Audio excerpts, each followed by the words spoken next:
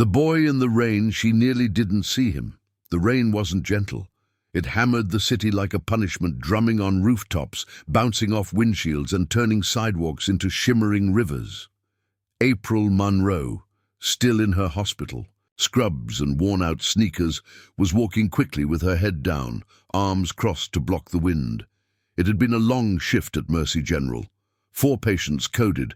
1 didn't make it. She didn't have the energy left to cry. Then she saw movement, out. Of the corner of her eye, something shifted in the alley just before her apartment block. She paused, instinct kicking in.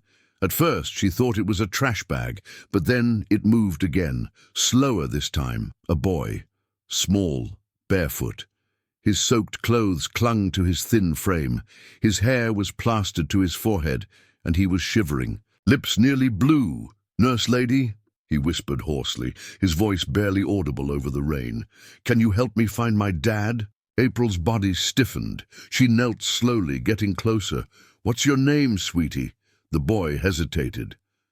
"Micah," he said, but his eyes flicked away when he said it, as if uncertain. "How long have you been out here, Micah?" He glanced, down at his feet. "Since yesterday, I think. I don't have a watch. He told me to wait, but he didn't come back." April's stomach twisted. "Where did you last see him?" Micah's lip trembled. "Gas station. He said he was getting smokes, but I saw him drive away." April looked around. No one in sight, no car, no shelter. Just this trembling child in the cold rain, with no bag, no jacket, and no one looking for him. She reached for her phone. "I'm going to call someone who can—" His hand grabbed hers, suddenly, tightly. Way too tight for someone so small. "No police," he said, voice hard and trembling. "Please," he said, "if I told anyone, I'd be next." That stopped her cold. Before she could respond, headlights turned onto the street. A black car, slow, creeping along the curb. Its windows were tinted so dark they looked painted. The engine purred low, smooth, controlled. Micah immediately ducked behind her. "That's him," he hissed. "Please don't let him see me." April placed herself in front of the boy, heart pounding. The car crawled past, then continued down the street and turned out of sight. She turned to Micah. "Listen to me. We're not staying here. We're going somewhere safe. Come on." Her own car was just up the street. She pulled him with her, half running in the rain. Once inside, she cranked the heat and handed him a clean towel from her trunk. She kept spares for emergencies at the hospital. As the windows fogged up, she watched him in the rearview mirror. He was hugging the towel close, trembling, his eyes darting like he expected someone to come through the glass. "What's going on, Micah?" she asked softly. "Is he hurting you?" He didn't answer. Then, in a very small voice, "He's not my dad." April blinked. "What do you mean?" "He pretended to be, but he's not. I don't think my real name is even Micah." Her hands tightened around the steering wheel. "He said I ruined everything," the boy continued, voice low and flat. "He said I should have never been born." That crushed her. "Where's your mother?" she asked. Micah stared out the window. "He said she died, but I saw a picture of her once, hidden in his glove box. She had bruises. He burned it when he saw me holding it." April didn't ask more. She drove in silence, not toward the police, not to the hospital, but to her own apartment. Logic told her it was risky, but her gut screamed louder. Something about this boy, his eyes, the way he flinched at sirens. This wasn't a misunderstanding. He was running from something real. Up in her second-floor unit, she gave him warm clothes, one of her old hoodies and sweatpants, and heated a bowl of canned soup. He ate like he hadn't seen food in days. April sat across from him on the couch. "Micah, or whatever your name is, I want to help, but I need you to help me understand. Did this man take you from someone?" "I think so," he whispered. "He moved me a lot, different towns, different names. Once, a woman at a store said she'd seen me on a poster. He grabbed my hand and we left fast." Her chest tightened. That meant one thing. He might be a missing. Child. Before she could speak again, a knock at the door. 3 deliberate taps. April stood slowly. "Stay here," she whispered. She peered through the peephole. No one. Then she looked down. A package, small, wet, with her name written on it in black marker. She brought it inside and opened it with shaking hands. Inside was a folded child's sweater. It was old but clean. The name Micah was scrawled inside the collar tag in faded permanent marker. April turned to the boy. His face had drained of all color. "That's mine," he said softly. But I haven't seen it since we left the cabin." Her heart thudded. Cabin? In the woods. That's where he takes people. April froze. Then a sharp rattle at the window. The curtains moved slightly. Micah turned toward it. Slowly. There were fingers tapping the glass. The cabin. Nobody talks about. The tapping stopped. April rushed to the window and flung the curtains open, her heart pounding like a war drum. But outside, nothing. No face. No shadow. Just the steady downpour and the reflection of her own pale expression in the glass.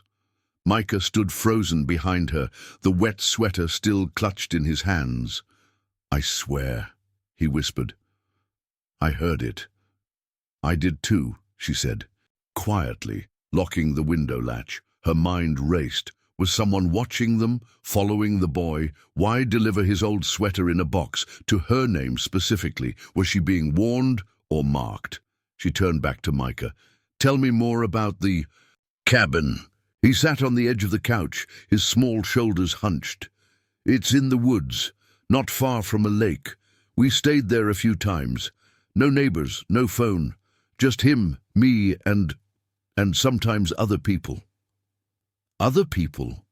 Micah nodded, slowly. "He brings them, not often, just sometimes. They don't stay long." April swallowed. "Men, women, kids." He didn't answer, but his face said enough. She knelt in front of him. "Micah, were those people hurt?" His eyes filled with tears, but he nodded. "Once, then. I think he buried one behind the cabin." April felt sick. This wasn't just a custody situation. This wasn't just a lost kid. Something far darker was unraveling. She stood and grabbed her phone. "We need to report this. I'll be careful who I call, but we need to tell someone." Micah's face contorted in panic. "No! If you call anyone, he'll know. He's always watching. He has people." April paused. "People? Like people who don't wear uniforms, but still work for him. He says they owe him. Some of them are police. I heard him talking once. He said no one would ever believe me." April clenched her jaw. "Well, I do, and I'm not letting you go back to that man, ever." She turned toward the kitchen and began looking through the drawers for the spare burner. Phone she kept. A habit she picked up after a nurse at her hospital had a stalker years ago. If Micah was right, she couldn't use her main number. Not yet. The burner phone was dead. She plugged it in and set it on the table. Micah tugged at her sleeve. "He's going to come. I know it. He always comes back." April met his eyes. "Not if we find him first." The next morning, April woke to the smell of pancakes, not because she was cooking, but because the neighbor downstairs always burned them on Sundays. It was faint, but it reminded her the world outside still existed. Micah was asleep on the couch, curled up in her old throw blanket like a cocoon. For a moment, he looked like any normal child. Peaceful, safe. But she knew better. She checked the burner phone, 43% battery. She searched missing children databases using combinations of Micah's description. Dark hair, olive skin, around. Age 9, possible kidnapping, name unknown. It didn't take long. One face, same eyes, same mouth, but a different name, Jaden Carter. Missing for nearly 18 months. Taken during a custody dispute in Arkansas. The photo was older, but she was certain. April's hand shook as she stared at the screen. The parents had been on the news. There were search parties. The mother had given interviews, pleading for her son's return. Micah Jaden had no idea. She printed the missing child poster and placed it gently beside the couch. When he woke up an hour later, his eyes went straight to it. He didn't speak for a full minute then. "That's me. But I don't remember that shirt." April sat beside him. "Your real name is Jaden. Your mom's been looking for you." He touched the edge of the paper like it might burn him. "She's alive?" "Yes," April said softly. "Very much. Alive. Micah." Jaden looked up at her, tears filling his eyes. "He told me she was dead." April wrapped her arms around him and let him cry. Later that afternoon, she packed a small bag, snacks, water, first aid, and printed out satellite maps of the wooded areas Micah had described. He didn't know road names, but he remembered a wooden bridge with yellow paint, a broken speed sign, and a mailbox that had a wolf sticker before the turn into the woods. April had driven through places like that when she volunteered in rural clinics. They had a shot. "Are you sure you want to go?" she asked. Micah's face was set with quiet resolve. "If he finds someone else, it'll be my fault." April nodded. That was all the answer she needed. They left just before dusk in her old Honda Civic, headed northwest toward the forested outskirts of town.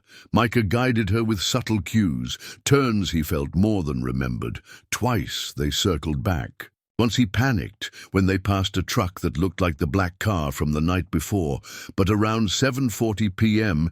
he pointed to a fork in the road. "That's it." April turned down the narrow dirt path. Trees rose like jagged arms around them. The road twisted and narrowed. They crossed a wooden bridge, unfaded yellow paint still clinging to its sides. Then the mailbox, a rusted tin box with a howling wolf sticker, half torn. April parked and killed the engine. "We walk from here," Micah said quietly. As they stepped into the woods, April's heart pounded. Each step was heavier, each shadow felt deeper. Then, through the trees, they saw it, a single-story cabin, quiet, weathered, the door slightly ajar. April reached for her phone. No signal. Beside her, Micah's voice trembled. "He's not supposed to be here now."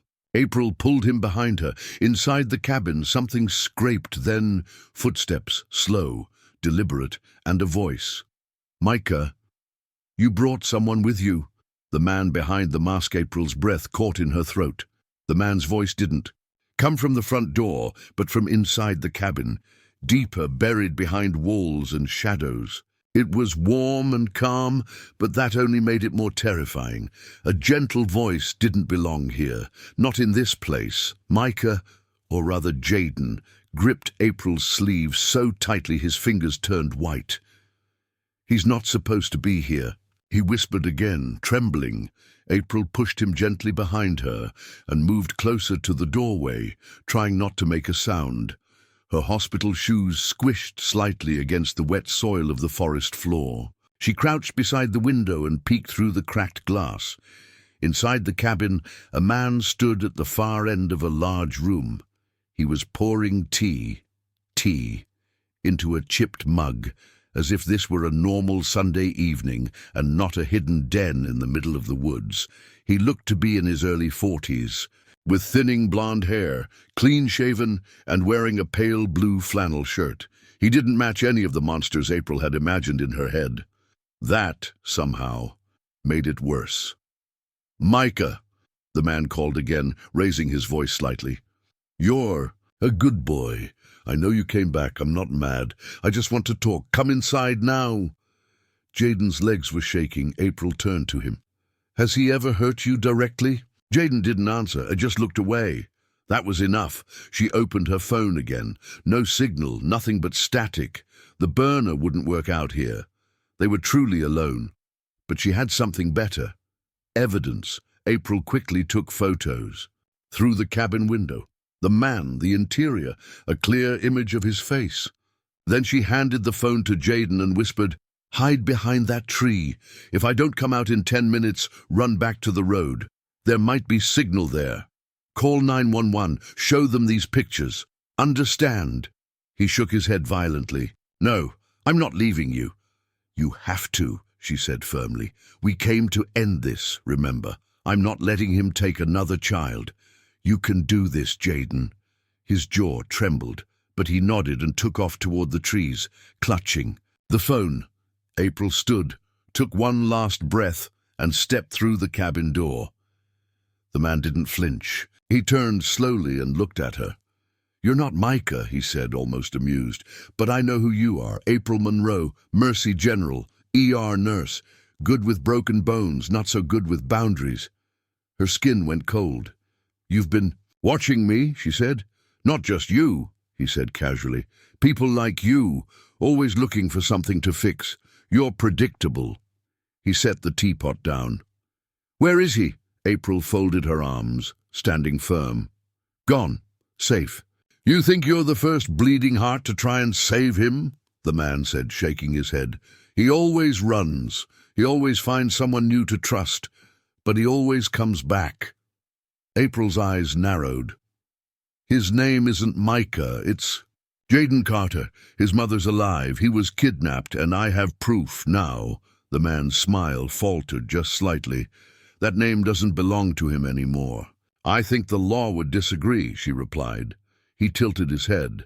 The law? You mean the ones that left him in that dirty apartment with a mother who couldn't keep the lights on? I gave him a life, order, rules, safety. You gave him fear, April snapped. You took him, lied to him, broke him. For a moment something flickered in the man's eyes, a shadow of rage like a crack in a porcelain mask. Then it was gone. He walked slowly around the table and picked up a small wooden box. You're brave, he said. Stupid, but brave. What's in the box? She asked. He opened it and showed her a gun. April didn't hesitate.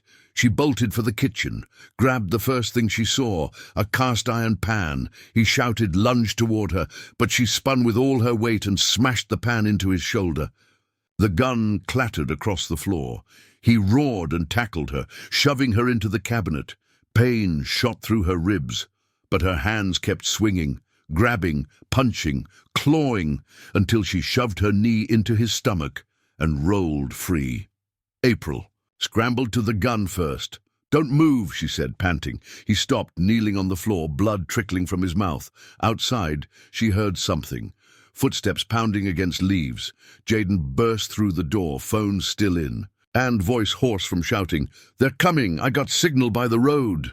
The man looked up slowly, the control drained from his face. April didn't lower the gun.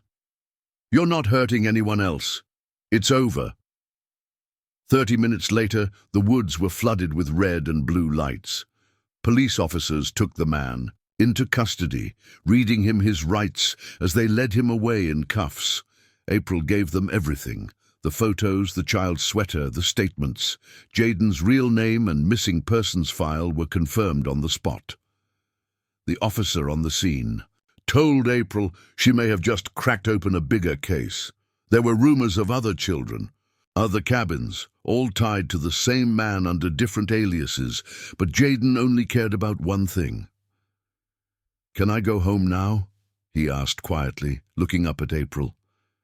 She knelt down and held his hand.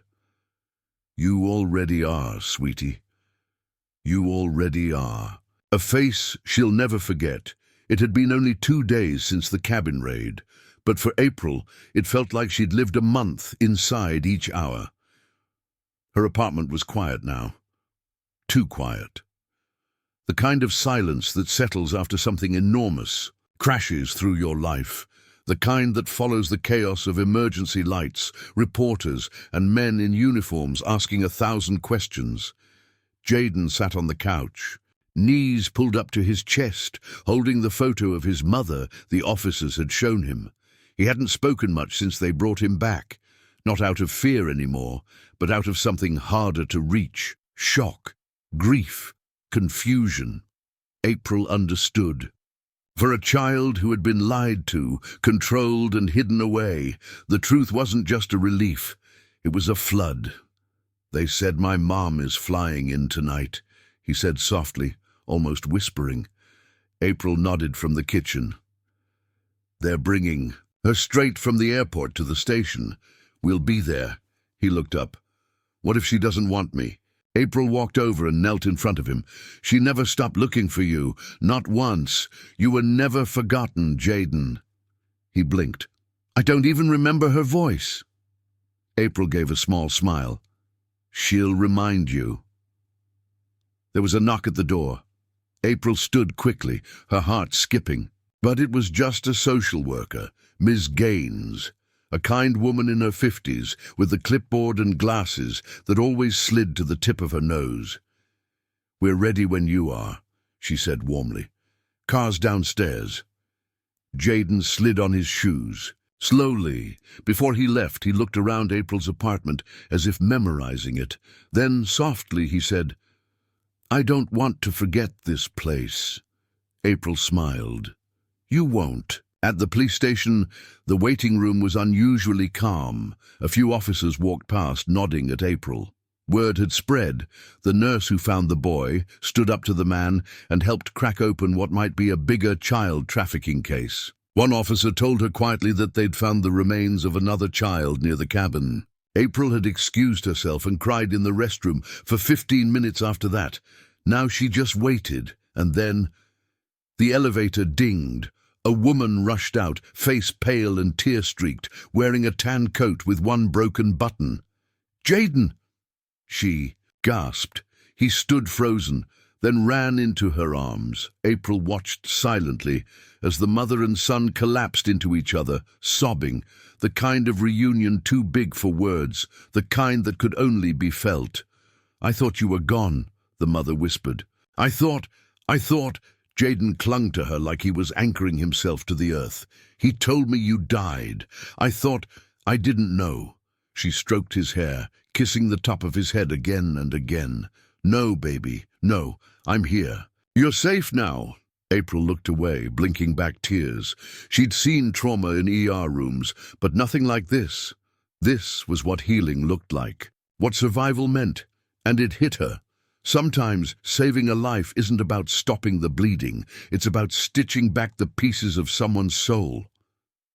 2 hours later, Jaden's mom, Layla Carter, sat beside April in a side room, filling out paperwork while Jaden rested on a nearby bench with Ms. Gaines.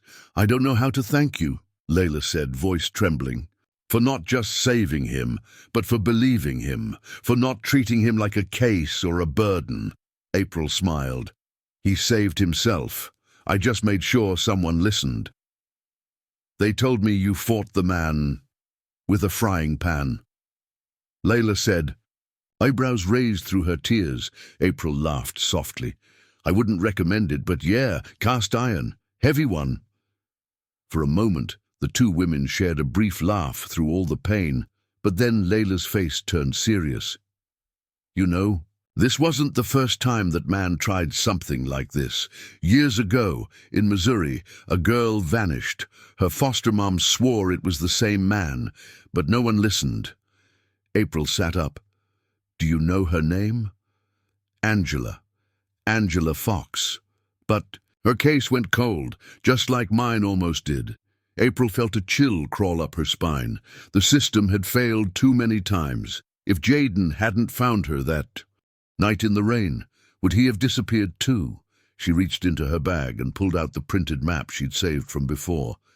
There might be more cabins. He talked about other people, other places. Layla nodded. We should tell the officers. The other families deserve answers. That night, April returned home alone for the first time in days. The house felt too still, too neat. But then she noticed something on her kitchen table. A note. Thank you for making me brave. J. Beside it was a small paper crane, folded from the corner of the missing child flyer she had printed. April smiled, pressing her fingers against her lips to hold back the tears. She'd never forget that boy, and maybe, just maybe, this was the beginning of something bigger, the hidden files. The following morning, April was back at Mercy General Hospital. Her shifts had resumed, but her mind hadn't fully returned. She stood in the hallway, holding a chart, but staring at the wall like it had answers written across the paint. "Earth to April," Dr. Khan said as he passed by, raising an eyebrow. "You gonna read that chart or memorize the paint texture?" April forced a smile. "Long week?" "Yeah," he said with a knowing look. "Everyone's been talking about it. You and that boy. Local news even ran a segment on you last night. You're a hero now." "I didn't do it for that," April murmured, closing the chart. "I know," he said, patting her shoulder. "That's why it matters." When her shift ended, April headed to the precinct. She couldn't stop thinking about what Layla had said the day before, about the other girl, Angela Fox, and how the system had failed her. April had seen Jaden's case nearly fall through the cracks too. It was time someone connected the dots. Detective Ramos met her in the hallway. "You again," he said with a smirk. "You don't rest, do you?" "Not when a kidnapper might have more victims hidden in the woods," April replied. He sighed. "We're still combing through the man's aliases. No solid ID yet. He had fake driver's licenses, forged rental agreements, and even a phony social security number. Whoever this guy really is, he's done this before." April pulled out the hand-drawn map Jaden had once helped sketch, showing cabins and roads the man had taken him to when they'd moved. Ramos studied it carefully. "We didn't have this. You sure this came from the boy?" "Directly from him," April said. "He remembered paths by counting mailboxes and turns. He remembered the sound of train tracks in the distance." "That's how we found the cabin." Ramos tapped the paper. "If this is accurate, there could be more sites we haven't uncovered. Old hideouts, maybe graves." That word made April shudder. "Would you be willing to come with us if we check them out?" Ramos asked. "If the boy trusted you, maybe he'd remember more with you there." "I'm in," April said without hesitation. 2 days later they returned to the woods, this time not just with flashlights, but drones, canines, and a full search team. April rode with Ramos and 2 other officers in a dark SUV as they followed. The mapped path. Jaden's sketch was more accurate than anyone expected. It led them to a narrow gravel road not found on GPS, barely visible through brush and trees. Half an hour in, they found the first cabin, smaller, older, and partially collapsed. Inside were moldy blankets, broken plates, and a wall covered. With taped photographs, April stepped inside, heart thudding. Most of the pictures were of children, some smiling, some staring blankly. 1 or 2 were missing their faces, scratched out deliberately. She turned away, bile rising in her throat. One of the officers shouted from outside, "We've found something in the crawl space." April rushed out to see. They pulled up a loose wooden plank and found a small metal box buried in dirt, waterproof and locked with rusted clasps. Inside were files, dozens of them, names, birth certificates, handwritten notes, photocopies of police reports, photos, victim records. April flipped through the top folder and froze. Angela Fox. Age 9. Status: not compliant, relocated. Attached was a blurry photo of the girl. Big eyes, long curls. The date stamp was from over a decade ago. April's fingers trembled. She passed the file to Ramos without a word. "We need to get all of this to the FBI," he said grimly. "This is no longer just one case. This is a pattern, a network." April nodded, unable to speak. That evening back in her apartment, she received a call from Layla Carter. "I heard they found more," she said, voice unsteady. "They did," April answered quietly. "And I think Jaden might have saved more lives than we realize." There was a pause. "He doesn't talk much about what happened," Layla said. "But he drew me a picture today. Of you, holding his hand in the rain."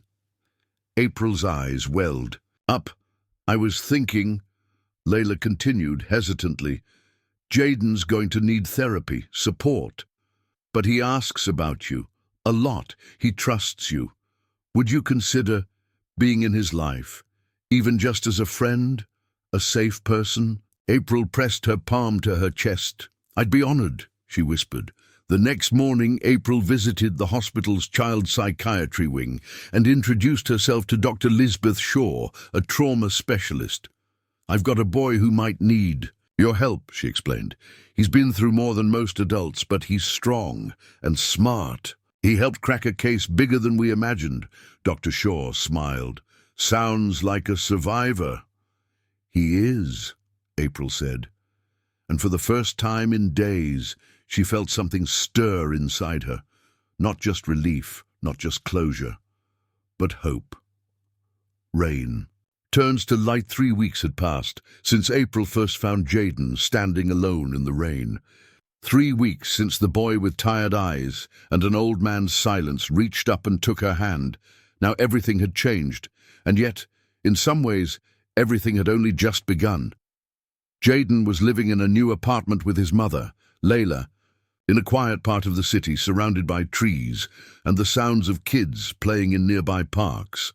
They were taking it slow, step by step, learning to be a family again.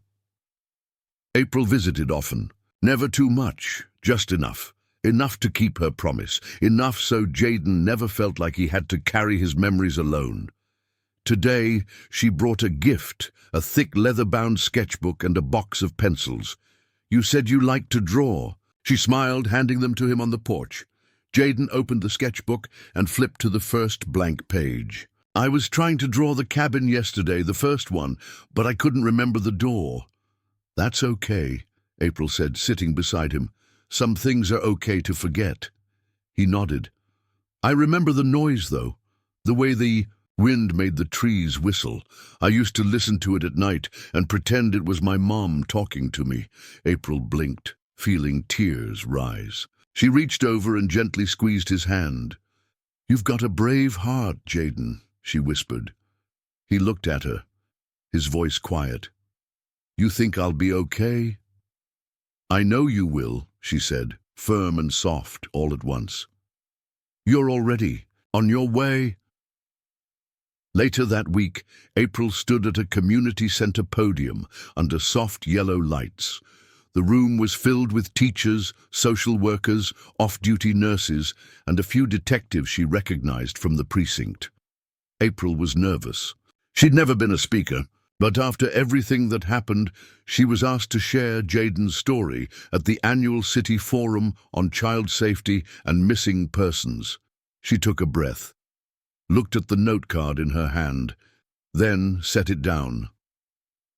I want to tell you about a boy, she began. He was soaked in rain when I met him, cold, quiet, eyes too old for his age.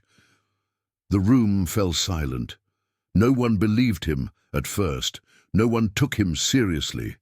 But that boy, he remembered things, details, the color of a door, a winding road, a lie someone told him again and again, but most of all, he remembered what it felt like to be forgotten. April looked up.